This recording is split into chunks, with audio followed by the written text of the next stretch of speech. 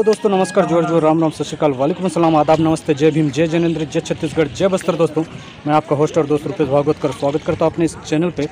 तो दोस्तों आज मैं आया हुआ नेतानार। तो पिछले वीडियो में आपने देखा, पिछले साल के वीडियो में मैं आया हुआ था तो काफ़ी रस था और इस वक्त भी काफ़ी रस है। दोस्तों मेरे सामने स्टेज है और वहाँ पर काफ़ी भीड़ है पर लोगों की, और धुरवा समाज के और अन्य सभी समाज के लोग यहाँ पर एकत्रित हुए हैं।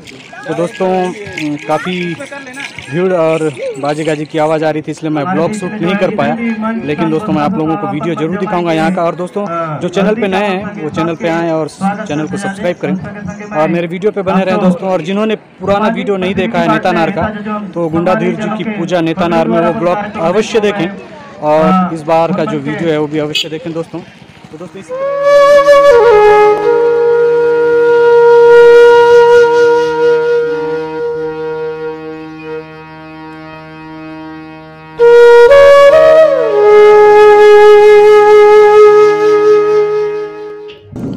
जय गुंडाधुर। दोस्तों जैसा कि आप लोग देख रहे हैं, इस रैली में, इस काफिले में लोग नाचते हुए आप लोगों को दिख रहे हैं, तो आप लोगों को ऐसा लग रहा होगा कि यहाँ पे क्या हो रहा है और यह गुंडाधुर कौन है।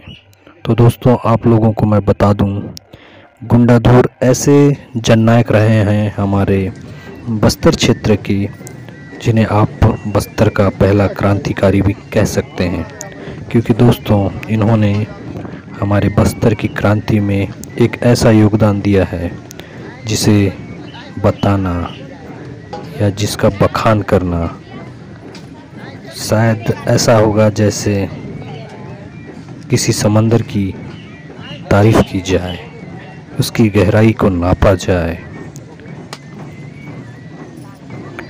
यह बात है आज से लगभग 111 साल पहले सन 1910 में हुई एक ऐसी क्रांति जिसका नाम था भूमकाल। तो दोस्तों इस भूमकाल की शुरुआत कहाँ से हुई, इसके बारे में मैं आप लोगों को विस्तृत जानकारी देने की पूरी कोशिश करूँगा। और अगर मुझसे कोई गलती हो जाए तो दोस्तों जिन्हें गुंडाधुर के बारे में पता है उनसे मैं क्षमा प्रार्थी हूँ, और धुरवा समाज के सभी सदस्यों से मेरा एक निवेदन है कि अगर मुझसे जानकारी देने में कुछ गलती हो जाए तो कृपया मुझे क्षमा करें। तो दोस्तों इसकी शुरुआत अंग्रेज़ों के शासन काल में बस्तर के आदिवासियों पर होने वाले अत्याचार को रोकने के लिए इस क्रांति की शुरुआत की गई। इस क्रांति की शुरुआत हुई उन दिनों से जब अंग्रेज़ों ने आदिवासियों पर अत्याचार करना शुरू किया और यहाँ के तात्कालिक दीवान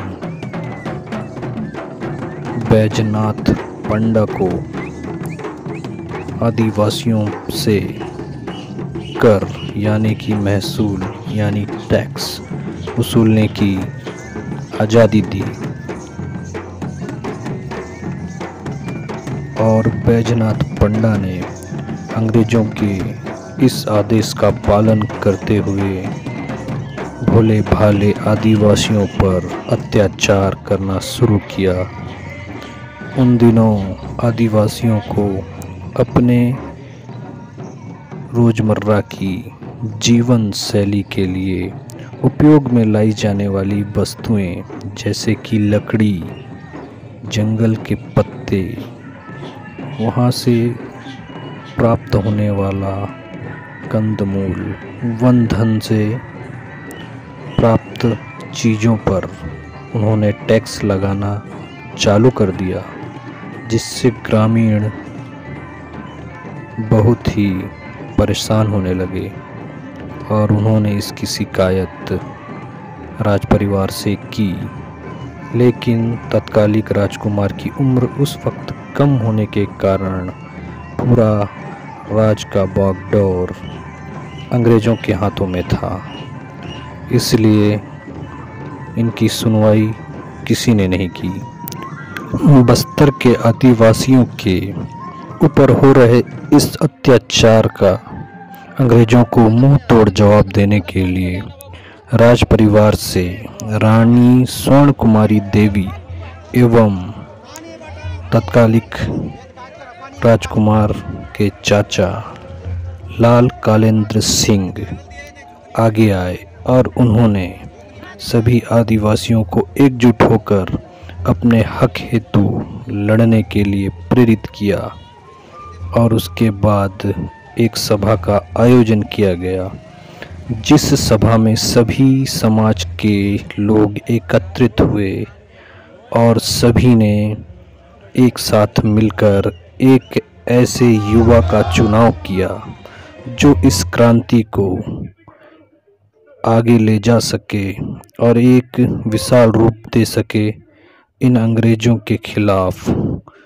लोगों को जागरूक कर सके ताकि वे अपनी आदिवासी संस्कृति एवं जल जंगल ज़मीन को बचाए रखने में एक दूसरे का सहयोग करें और अंग्रेज़ों से लड़ सकें। सभा में मौजूद सभी लोगों ने सर्वसम्मति से एक ऐसे युवा आदिवासी का नाम लिया जिनका नाम था गुंडाधुर।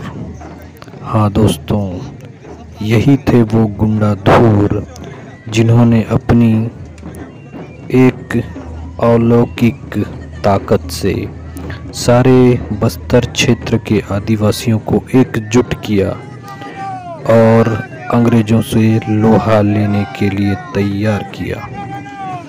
उनके अंदर एक ऐसी अद्भुत क्षमता थी जिसके बारे में किसी ने नहीं सोचा था। उन्होंने एक ही हफ्ते में पूरे बस्तर क्षेत्र में ऐसी उथल पुथल मचाई कि अंग्रेजी सेना कांप उठी। गुंडाधुर का नाम लेते ही अंग्रेज़ों के पसीने छूट जाते थे। गुंडाधुर एक ऐसा नाम बन गए थे, एक ऐसा पर्याय जिससे अंग्रेज डरने लगे थे। गुंडाधुर ने अपनी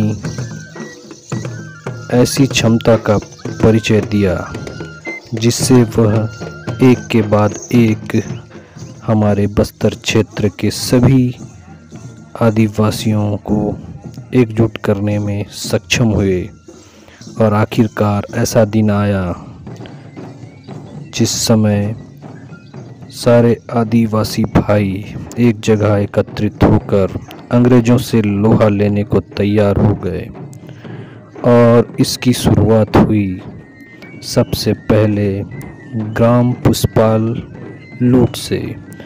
हाँ दोस्तों, सबसे पहले हमारे आदिवासी भाइयों ने ग्राम पुष्पाल के बाज़ार को लूटा, जहाँ पे व्यापारी गरीब आदिवासियों का शोषण किया करते थे।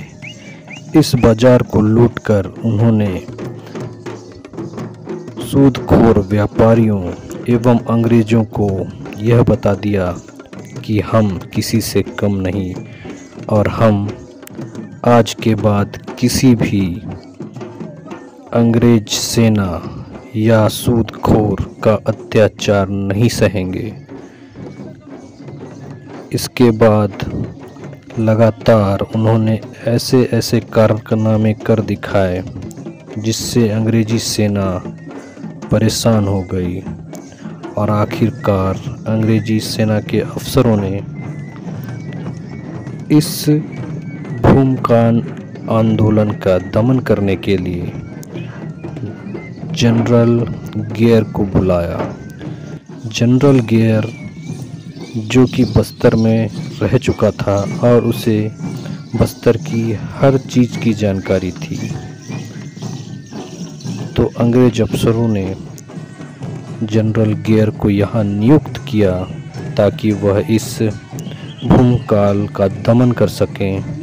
गेयर को आदेश मिला कि डिबरीधुर, गुंडाधुर एवं उनके साथियों को जिंदा या मुर्दा किसी भी हालत में पकड़कर इस भूमकाल आंदोलन का दमन करे और अंग्रेज गेयर ने यही किया।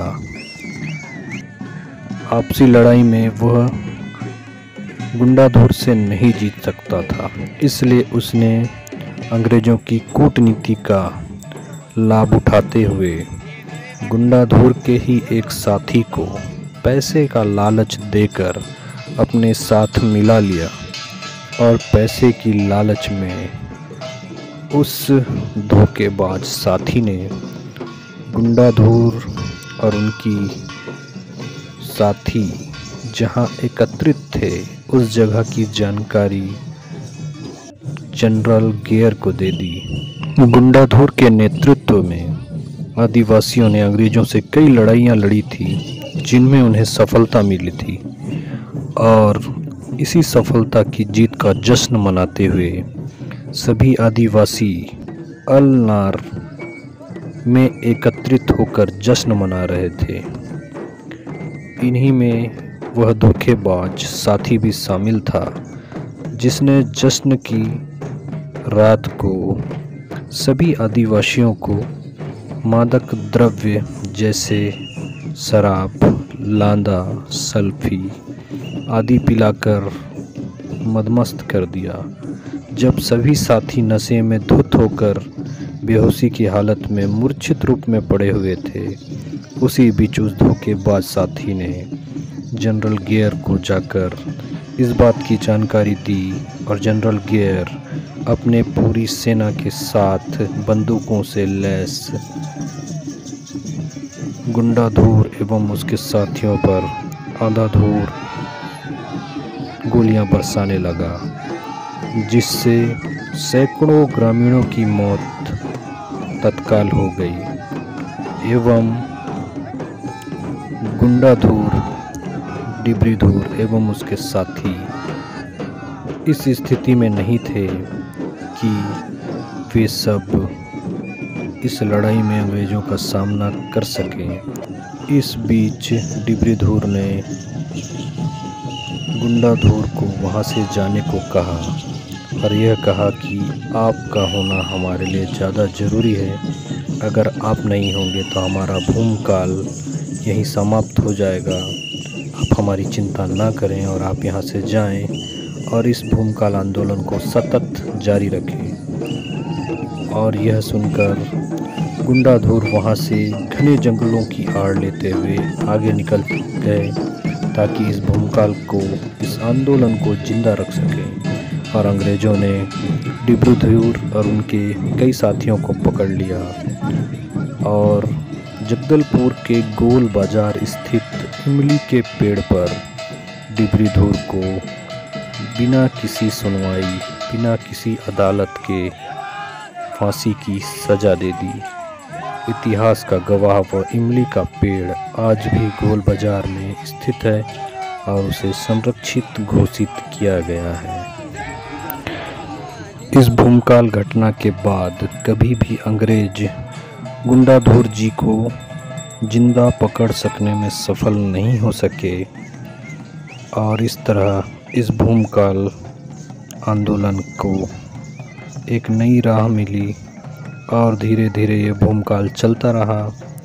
इसके साथ समय बीतता गया, देश को आज़ादी मिली और उसके बाद धुरवा समाज के लोगों ने इस भूमकाल आंदोलन से जुड़ी इन यादों को संजोए रखने और अपने समाज को एकत्रित रखने के लिए हर साल 10 फरवरी को भूमकाल दिवस का आयोजन करते हैं और 22 फरवरी को उसका समापन दिवस होता है। और इस तरह वे भूमकाल में मारे गए अपने ग्रामीण और अपने नेता, अपने नायक गुंडाधुर जी को याद करते हैं, डिब्रूधुर जी को याद करते हैं और हर साल अपने लोगों को यह बताते हैं कि इस आज़ादी के लिए उन्होंने कितना खोया है, उनके लोगों ने कितना बलिदान दिया है। तो दोस्तों, इस कहानी के साथ मैं आप लोगों से आज्ञा चाहूँगा। अगर मुझसे कोई गलती हो गई हो तो क्षमा चाहता हूँ। जय गुंडाधुर, जय बस्तर, जय छत्तीसगढ़।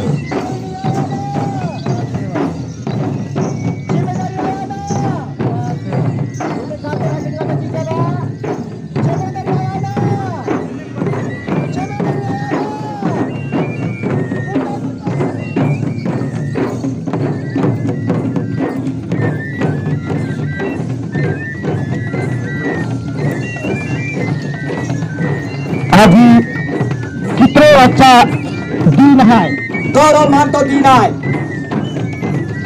एक तो मेरा समय में पेचल वाले और विशाल कार्यक्रम बनावा। दोस्तों इसी तरह मैं आप लोगों के लिए नए से नए और अच्छे से अच्छे वीडियो लाता रहूँगा। तो मिलता हूँ दोस्तों नेक्स्ट वीडियो में। जय छत्तीसगढ़, जय बस्तर।